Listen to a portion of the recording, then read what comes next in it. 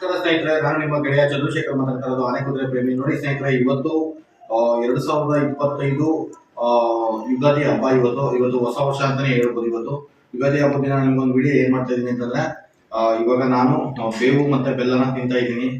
ನೋಡಿ ಸ್ನೇಹಿತರೆ, ಇಲ್ಲಿ ಬೆಲ್ಲ ಕೂಡ ಇದೆ, ಮತ್ತೆ ಬೇವು ಇದೆ, ಮತ್ತೆ ಕಹಿ ಮತ್ತೆ ಸಿಹಿ ಎರಡೂ ಇದೆ. ಇವಾಗ ನಾನು ಇವಾಗ ಏನ್ ಮಾಡ್ತಾ ಇದ್ದೀನಿ ಅಂತಂದ್ರೆ, ಇವತ್ತು ಯುಗಾದಿ ಹಬ್ಬ ಆಗೋದ್ರಿಂದ ನಾನು ಇವತ್ತು ನೋಡಿ ಬೇವು ಬೆಲ್ಲ ಎರಡನ್ನೂ ಒಟ್ಟು ತಿಂತಾ ಇದ್ದೀನಿ.